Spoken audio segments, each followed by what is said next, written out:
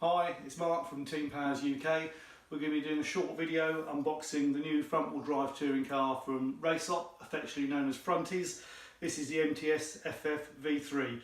We're going to unbox it and we're going to have a look at some of the key features that make it different from the rest. Okay, so let's open the box and see what we've got. On top we've got the instruction manual, some bits and pieces there, we'll come back to that. As with previous Race Opt cars, they come completely built.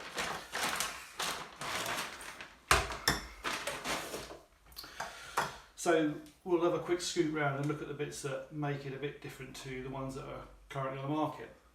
We'll start at the back. You'll notice straight away we've got carbon lower wishbones rather than plastic, and we've got aluminium lower upright holders. These are a really clever part of the build because the towing is adjusted on these uprights. Okay, so looking closely at the aluminium rear upright holder, you can see if you look closely here you've got 1.5, 2 and then 2.5.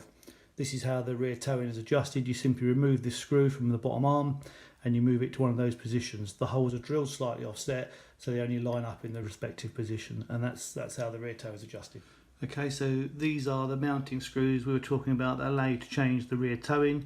You simply take the screw out of there and you put it into either that hole or that hole, and that will give you the different angle. Obviously slacken these screws off before you do it and then tighten those down. Anti-roll bar, again it's the horizontal type mounted across there. And lastly at the back you'll see you've got two sets of body post holes. So you've got the one that's already in here and you've got a set here and here. Now, a lot of the fronty shells have got quite a high roof line. The idea is to keep them looking like front wheel drive hatchbacks, and so you can end up with quite a long post which gives a bit too much body flex. So you've got the option to use these inner ones which mount the post higher up, and therefore you've got a shorter amount of post if you like for it to wobble around. And it also gives you the option to use a mounting out the back, so you can fit a front type post in the outer holes and it would come out through the back of the shell. So you've got the option of vertical or horizontal mountings. Moving towards the front of the vehicle, we've got the battery that mounts transversely across the chassis here. It's got two positions, so you can mount it forwards or backwards. Coming towards the front a bit further, the steering is really smooth. It's the smoothest steering I've come across on a touring car, and that's in part due to the fact that on the bottom of the front wishbones, the hub is actually ball raised at the bottom. Okay, so looking at the front wishbone and the aluminium upright holder here, you might be able to see right at the very bottom there's a metal caster block that the steering rotates on, and this is ball raised. You can probably just see the movement there, and then there's a small metal pin just there which acts as a lock stop. So again, really neat setup at the front there. Okay, and here looking at the front drive shafts, you can see we've got the double jointed CVD type, which is going to give you a much smoother power transition there as you go from lock to lock. You can also see we've got some rather neat cutouts in the front shock tower here and at the top to allow you to get your wiring nice and neatly mounted into where the motor is, keep it all out of the way. You can see the diff that's held in place here by two screws, one there, and the same on the other side you can't quite see.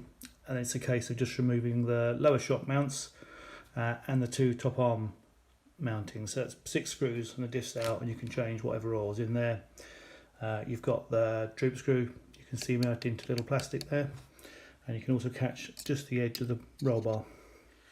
Spinning around to the front where the fan mount is, so the kit comes with a fan mount already. You don't have to buy one, it's not an option. There's also in this pack here another fan mount that comes mounted to the chassis with a 30 and a 40mm fan fixing hole. There's another separate part there which is purely for 30mm and gives you a slightly different mounting hole. You've also got the carbon fibre LiPo holders. So currently it's configured for a full-size LiPo to fit in there, but you get the shorter brackets if you want to run a shorty. Unusually you get a pinion, 27 turn pinion. It's an 84 tooth spur, 20 tooth fixed pulley and a 38 tooth diff, so same as a 4-wheel drive, giving you a 1.9 internal final drive ratio. What else do we get? We've got some inserts for the shock absorber, so pistons with varying holes, servo arms for the steering, and some nice little bits in here too. There is First of all, a turnbuckle wrench, which is a really neat feature to get that in the kit, and also the silver tool here is for aligning the RAS shocks. RAS shock stands for reduced air shocker. If you haven't come across those before, there's no internal bladder, you just have a shaft that moves up and it actually comes out the top.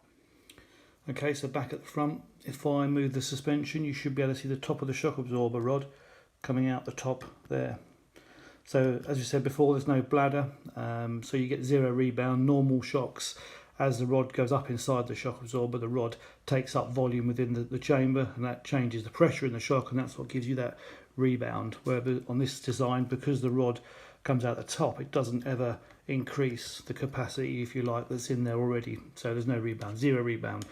So incredibly easy shocks to build. You can see the fan mount here. This is the one that comes mounted on it with the 30 and 40 positions, and you can see the horizontal anti-roll bars down the bottom. Again, really neat design, nice and low for low centre of gravity. Okay, that's all for this video on the MTS FF V3. I'm going to be racing this over what's left of the summer and all through winter as well. So I'll do an update video once I've got the electrics installed, and then we'll do something on setup and a bit about the racing. Thanks for watching.